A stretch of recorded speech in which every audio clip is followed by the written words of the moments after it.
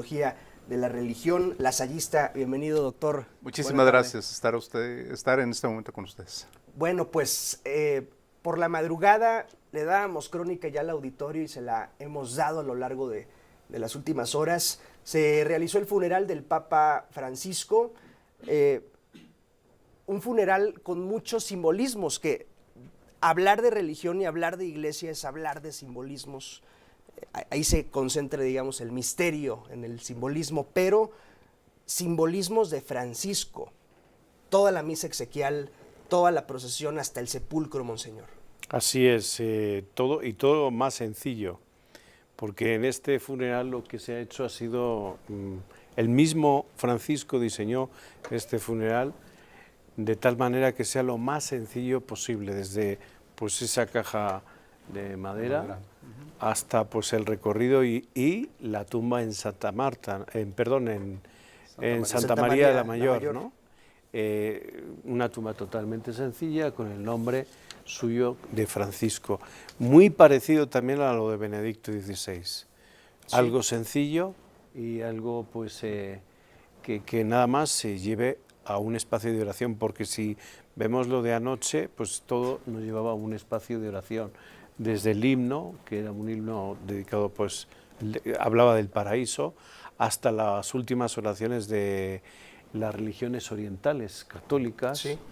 Y bueno, pues también las delegaciones que estaban a un lado, y bueno, pues eso nos habla de una iglesia abierta a un mundo y siempre con ese espacio de diálogo.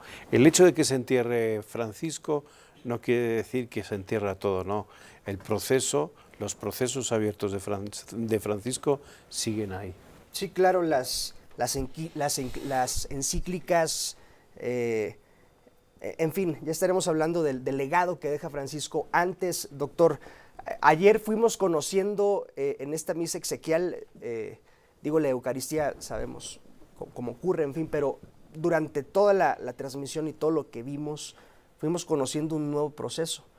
Por ejemplo, yo pensaba que cuando concluyera el rito funerario, de ahí de la plaza partiría rumbo a Santa María y decíamos y dábamos crónica, ya no regresará el féretro a San Pedro, y regresó.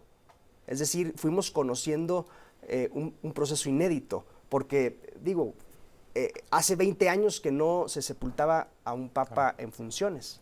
Sí, efectivamente, creo que también nos tocó vivir en su momento el funeral de un papa encabezado por otro papa, que en este caso era el Papa Benedicto XVI, que lo encabezó el Papa Francisco. Entonces también fue inédito en este proceso, en la historia moderna de la Iglesia, creo que fue algo inédito.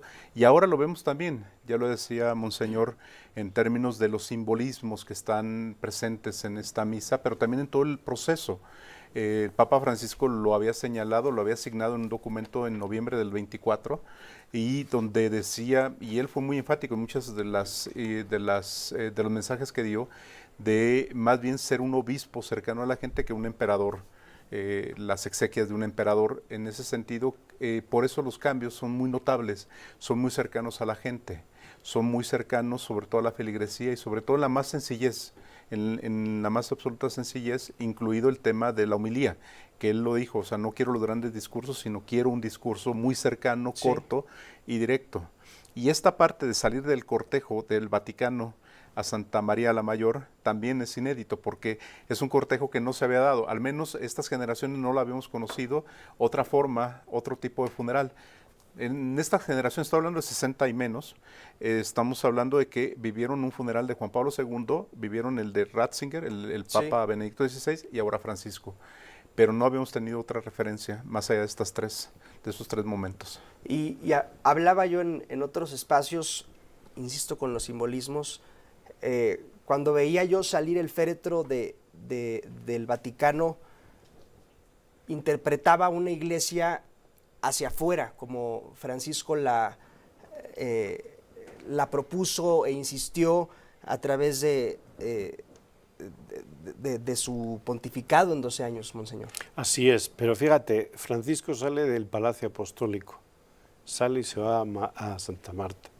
Francisco sale de las rúbricas y del lenguaje del vaticanista y del lenguaje de la Iglesia, y se va a un lenguaje concreto.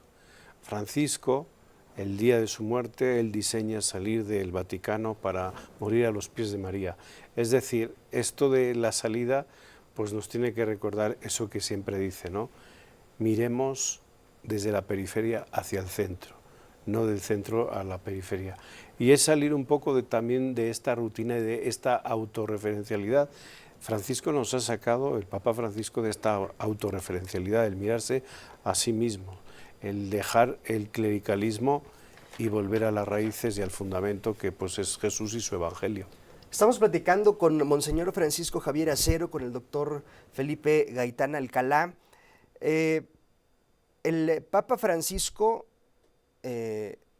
tuvo dentro de su pontificado un sínodo, que digamos es una convocatoria, una reunión para reflexionar y discutir asuntos importantes que tienen que ver con la Iglesia. Y el sínodo de Francisco fue sobre la sinodalidad, la insistencia, la propuesta de caminar juntos todos, que habla esto de la inclusión, de la universalidad de la Iglesia, cómo es que se ha expandido de pronto a algunas zonas, Filipinas, por ejemplo, que ocupa hoy un lugar importante en porcentaje de católicos. ¿Qué decir de esto que deja? Es justo el legado, doctor Gaitán. Sí, el Papa Francisco fue muy enfático en esta parte de la sinodalía, es decir, acompañar, estar acompañado para construir esta iglesia y sobre todo no pensarlo en términos verticales, sino horizontales, en este acompañamiento donde los laicos tuvieron una voz, y por eso el acercamiento que tuvo muchísimo con a veces uno podría pensar con sectores vulnerables, marginales, pero fueron el centro del mensaje del Papa Francisco. Y la sinodalidad fue un elemento central, este acompañamiento. Y ahorita Monseñor lo decía muy claro cuando esta idea de por qué Santa María la Mayor, el Papa desde que asumió su pontificado dijo, vengo del fin del mundo. Y este fin del mundo significaba estar en los márgenes y fuera del centro del poder. Es decir, sí, a pesar de que él era el Papa, él no se sentía parte de ejercer ese poder como se ejercía anteriormente, sino hacerlo partícipe a otros.